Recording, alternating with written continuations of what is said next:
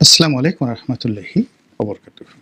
সম্মানিত দর্শক, গত কয়েকদিনের যে ঘটনাপুঞ্জি তা দেখে মনে হচ্ছিল যে বিএনপি নামক দলটির প্রতি বর্তমান ইউনূস সরকার যার পরনাই বিরক্ত, ক্ষুব্ধ এবং তাদের সেই যে ক্ষোভ এর বহিঃপ্রকাশ ঘটল অতি সম্প্রতি বিএনপির যে শীর্ষ নেতৃবৃন্দ তারা যমুনাতে প্রধান উপদেষ্টার যে আহ্বান, তার অফিস থেকে যে নিমন্ত্রণ, সেই নিমন্ত্রণে যারা উপস্থিত হয়েছিলেন সেই উপস্থিতির মধ্যে যে সকল বিষয় আলোচিত হয়েছে এবং তাদের মধ্যে যে সকল আচরণ লক্ষ্য করা গেছে বৈঠকের সময় এবং বৈঠকের পরে, এবং প্রধান উপদেষ্টার সঙ্গে তারা যখন বৈঠক করছিলেন ঠিক সেই সময় যে ছবি সংবাদপত্রে আসে, সে সকল ছবির যে বডি ল্যাঙ্গুয়েজ তা দেখে যে কোনো মানুষই বুঝতে পারে যে ওখানে একটা রুদ্ধশ্বাস পরিবেশ এবং পরিস্থিতি ছিল। ওখানে যারা উপস্থিত ছিলেন তারা ভীষণ রকম বিব্রত ছিলেন এবং তাদের সঙ্গে যে ধরনের আচরণ করা হয়েছে, কথাবার্তা বলা হয়েছে, তার মধ্যে আন্তরিকতার কোনো লেশ ছিল বলে ছবিতে সেটা মনে হয়নি। দ্বিতীয়ত, এই বৈঠক শেষে বিএনপি নেতারা যে সংবাদ সম্মেলন করেছিলেন যমুনার সামনে, সেখানে নজিরবিহীন কতগুলো ঘটনার অবতারণা হয়। বর্ষিয়ান জননেতা, রাজনীতিবিদ অধ্যাপক ডক্টর খন্দকার মোশাররফ, জিয়াউর রহমানের খুবই ঘনিষ্ঠজন এবং বিএনপিতে যে কয়জন শীর্ষ নেতৃত্ব রয়েছেন জীবিত এবং যাদেরকে বলা হয় সর্বগুণে গুণান্বিত, তাদের মধ্যে ডক্টর মোশাররফ অন্যতম ছিলেন। ডক্টর মঈন খান সাহেব, আমির খসরু মাহমুদ চৌধুরী, সালাউদ্দিন সাহেব। তো এখানে সাংগতিক কারণে টিম লিডার হিসেবে এখানে ডক্টর মোশাররফ ছিলেন এবং তিনি বক্তব্য দিচ্ছিলেন। তার বক্তব্যের মাঝে সালাউদ্দিন সাহেব কথা বলার চেষ্টা করছিলেন এবং খুবই লাউডলি। নর্মালি তিনি সাধারণত এত জোরে কথা বলেন না, এবং যে বিষয়ে মোশাররফ সাহেব কথা বলছিলেন তার সঙ্গে সালাউদ্দিন সাহেবের কথার অন্ত বা আন্ত সংযোগ ছিল না, রিলেটিভিটি যেটাকে বলা হয় সেটা ছিল না। আবার সালাউদ্দিন সাহেব যখন কথা বলছিলেন তখন তাকে থামিয়ে দিয়ে ডক্টর মঈন খান কথা বলার চেষ্টা করছিলেন। তারপর আবার ডক্টর মঈন খানকে বাদ দিয়ে আমির খসরু মাহমুদ সাহেব কথা বলার চেষ্টা করছিলেন এবং এই তাদের কথাবার্তায় পুরো বিষয়টি এমন একটা বিশৃঙ্খল পরিবেশ তৈরি করে যা এ যাবৎকালে বিএনপির কোনো সংবাদ সম্মেলনে আমরা দেখিনি। এমনকি এই ঘটনায় যাকে বলা হয় এনসিপির যে যাদেরকে 9/11 পার্টি বলা হয়, অনেকে নাতিপুতিদের পার্টি বলেন, ইত্যাদি নানা রকম কথাবার্তা বলেন, সেই তরুণ যুবকদের যে রাজনৈতিক দল এনসিপি, জাতীয় নাগরিক পার্টি, তাদের অনুষ্ঠানেও এরকম বিশৃঙ্খলা দেখা যায়নি যে একজনে কথা বলছেন তার মাঝে আর একজন কথা বলছেন। তো এইরকম পরিবেশ এবং পরিস্থিতি তখনই তৈরি হয় যখন মানুষ খুবই ফ্রাস্ট্রেটেড থাকে এবং পরিবেশ, স্থানকাল, পাত্র সম্পর্কে তার ধারণা থাকে না। আপনাকে দীর্ঘক্ষণ ধরে যদি চোখ বেঁধে রাখা হয়, 1 দিন, 2 দিন, 10 দিন, 15 দিন, তারপর সূর্যের আলোতে যদি আপনাকে চোখ খুলে দেওয়া হয়, তখন আপনার অবস্থা কেমন হবে? অথবা ধরুন আপনার কান বন্ধ, কোনো শব্দ নেই, হঠাৎ করে 15 দিন পরে এনে আপনাকে গুলিস্তানে ছেড়ে দেওয়া হলো। অন্তত বেশ কিছু সময়ের জন্য আপনি আন্দাজ করতে পারবেন না আপনি কে, আপনার বাড়ি কোথায়, আপনার নাম কি, ইত্যাদি। একইভাবে মানুষকে যখন কোনো টর্চার সেলের মধ্যে ফেলা হয়, বিব্রতকর পরিস্থিতিতে ফেলা হয়, খুব শীতের মধ্যে মানুষ পড়ে যায়, খুব গরমের মধ্যে মানুষ পড়ে যায় এবং একটা পরিবেশ যখন ভিন্নতর চলে আসে, তখনই মানুষের মধ্যে কিছু রকম বিশৃঙ্খলা দেখা দেয়, অস্থিরতা দেখা দেয়। ঠিক তদ্রূপই আমার কাছে মনে হয়েছে যে প্রধান উপদেষ্টা ডক্টর মোহাম্মদ ইউনূসের রুমে যে পরিবেশ পরিস্থিতি ছিল, সেখান থেকে বের হয়ে যমুনার সামনে সাংবাদিকদের সম্মুখে তারা যে কথা বলছিলেন, এই দুইয়ের পরিবেশ পরিস্থিতি ছিল আকাশ এবং পাতাল পার্থক্য। ফলে এখানে তাদের কাছ থেকে জাতি যে ভারসাম্য আশা করেছিল বা সচরাচর তারা সাধারণত যে ভারসাম্য রক্ষা করেন সেটি এলোমেলো হয়ে গিয়েছিল। এখন এটা কেন হলো?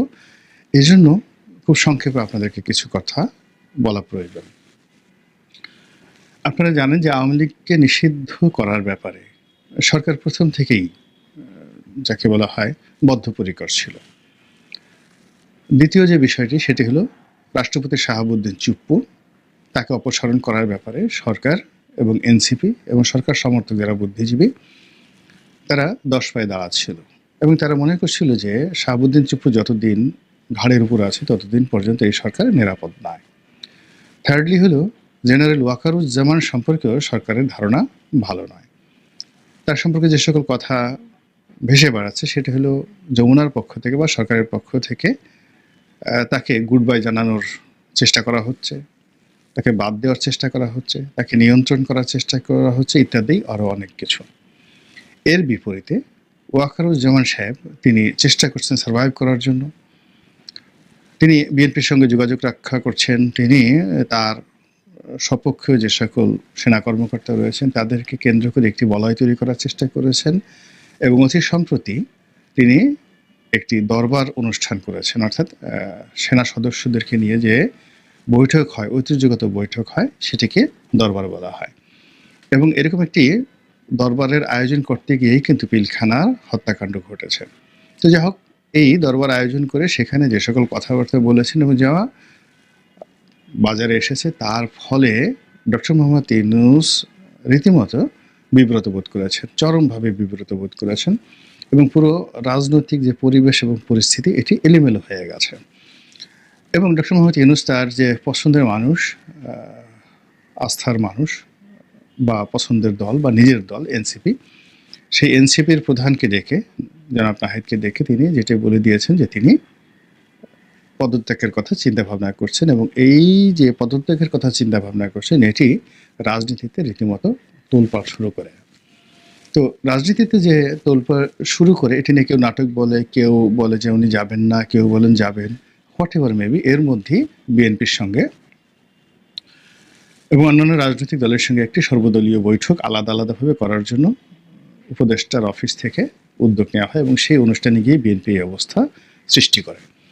এখন এখানে যে ডক্টর মোহাম্মদ ইউনূসের যে মনস্তাত্ত্বিক সমস্যা, সেই মনস্তাত্ত্বিক সমস্যায় তারা মনে করছে যে জনাব ওয়াকার, প্রথমত জনাব ওয়াকার তিনি যে কর্মটি করলেন তার রাজনৈতিক সাপোর্ট মূলত তিনি বিএনপি থেকে পেয়েছেন, আর বিএনপিও ক্যান্টনমেন্টের একটা সাপোর্ট পাচ্ছে এবং একই সঙ্গে ভারতের সাপোর্ট পাচ্ছে। তো যেখানে সরকারের সর্বশক্তি দিয়ে ভারতের বিরুদ্ধে লড়াই করার চেষ্টা করছে এবং ভারতকে মোকাবেলা করার জন্য পাকিস্তান, চীন, আমেরিকা সবাইকে বন্ধু হিসেবে বাংলাদেশে ডেকে আনছে এবং একটা বিকল্প বলয় তৈরি করার জন্য চেষ্টা করে যাচ্ছে, সেখানে ভারতের বন্ধু, ভারতের সহযোগী বা ভারতের আশীর্বাদ পুষ্ট যে কোনো লোককেই ডক্টর মোহাম্মদ ইউনূস তার নিজের জন্য, সরকারের জন্য হুমকি মনে করবেন, এটা স্বাভাবিক। 2 নম্বর হলো যে এখানে যখন ডক্টর মোহাম্মদ ইউনূস বললেন যে তিনি পদত্যাগ করবেন, তখন সঙ্গে সঙ্গে প্রতিক্রিয়া জানালেন জনাব সালাউদ্দিন সাহেব। তিনি বললেন যে আমরা তো তাকে পদত্যাগ করতে বলিনি, তবে তিনি যদি যেতে চান তিনি যেতে পারেন। এটাও ডক্টর মোহাম্মদ ইউনূসের খুব আত্মাভিমানে লেগেছে। তিনি হয়তো আশা করেছিলেন যে বিএনপির অনেকের সঙ্গে তার সম্পর্ক হয়েছে, তিনি অনেকের সঙ্গে খোলামেলা কথাবার্তা বলেছেন, তো সেক্ষেত্রে বিএনপি এখানে এগিয়ে আসবে এবং তাকে রাখার জন্য অনুনয় বিনয় করবে। তো সেখানে জনাব সালাউদ্দিন সাহেব যে কথা বলেছেন এটি খুবই অনভিপ্রেত। থার্ডলি, গত কয়েকদিনের ঘটনা, সেই কয়েকদিনের ঘটনা হলো যে জনাব এশরাক ঢাকা শহরকে রীতিমতো অচল করে দিয়েছিলেন মেয়র পদে তাকে শপথ পড়ানোর জন্য সরকারকে চাপ দেওয়ার ক্ষেত্রে, এবং সেই চাপ নগর ভবন থেকে গুলিস্তান হয়ে, গুলিস্তান থেকে মৎস্য ভবন হয়ে, মৎস্য ভবন হয়ে হাইকোর্ট হয়ে একেবারে যমুনাতে এসে এমন একটা পরিবেশ এবং পরিস্থিতি তৈরি করেছে যে পরিবেশ পরিস্থিতি থেকে বাঁচার জন্য শোনা যায় যে ডক্টর মোহাম্মদ ইউনূসের অফিসকে রাজনৈতিকভাবে তাদেরকে মির্জা ফখরুল ইসলাম আলমগীরের সাহায্য নিতে হয়েছে এবং মির্জা ফখরুল ইসলাম আলমগীর এশরাককে নিষেধ করে বা অনুরোধ করে সেই যমুনার সামনে থেকে বিএনপির যে সমাবেশ সেটি সরিয়ে নিয়ে আসে। কিন্তু এখানে দাবি থেকে যায় যে তারা যে কয়জন উপদেষ্টার পদত্যাগ দাবি করেছেন, বিশেষ করে মাহফুজ এবং নাহিদ, এই দুইজন না, মাহফুজ এবং আসিফ মাহমুদ সজীব ভুইয়া যিনি এলজিআরডি মিনিস্টার রয়েছেন, এই দুজনের পদত্যাগ দাবি করেছেন এরশাদ। আর বিএনপির পক্ষ থেকে আরও একজন জনাব খলিলুর রহমান যে পার্টি, তার পদত্যাগ দাবি করা হয়েছে। তো এই বিষয়গুলো নিয়ে ডক্টর মোহাম্মদ ইউনূস ভীষণ রকম বিরক্ত ছিলেন এবং যেটি আমরা শুনেছি অসমর্থিত খবরে যে গত 4 দিন ধরে, অর্থাৎ যখন জনাব এশরাক যমুনাতে আসেননি কিন্তু তিনি বিক্ষোভ করছেন নগর ভবনে, ঠিক সেই সময়টাতে বিএনপির একটি উচ্চ পর্যায়ের প্রতিনিধি দল বারবার চেষ্টা করছিল প্রধান উপদেষ্টার সঙ্গে বৈঠক করার জন্য, কিন্তু প্রধান উপদেষ্টার অফিস থেকে সেই ব্যাপারে কোনো ইতিবাচক সাড়া দেওয়া হয়নি। এটি বিএনপির মতো একটা দলের জন্য রীতিমতো চপেটাঘাত, রীতিমতো অবমাননাকর। এর কারণ হলো বিএনপি যেটা মনে করছে যে তারাই আগামীতে রাষ্ট্র ক্ষমতা দখল করবে এবং ইতিমধ্যে তারা তাদের যে রাজনৈতিক কমান্ড, প্রভুত্ব, আধিপত্য, এটি শহরে বন্দরে প্রতিষ্ঠিত করে ফেলেছে এবং সেটি দৃশ্যমান। তারা যেভাবে চায় সেভাবেই কোর্ট কাছারি অফিস আদালতগুলোতে বেশিরভাগ ক্ষেত্রে কাজকর্ম হচ্ছে, কিন্তু পলিসিগত, অর্থাৎ যেমন ধরেন সুপ্রিম কোর্ট কিংবা মন্ত্রিপরিষদের সিদ্ধান্ত, এরকম পলিসিগত বিষয় এবং যমুনাতে প্রধানমন্ত্রীর যে কার্যালয় কেন্দ্রিক যে বিষয়াদি, এইগুলো ছাড়া মোটামুটি সবই বিএনপি এবং জামাত যার যার সুবিধা মতো স্থানে তারা সেটা ভাগ করে নিয়েছে। তো সেখান থেকে ডক্টর মোহাম্মদ ইউনূস বের হয়ে আসার চেষ্টা করছেন এবং তার মতো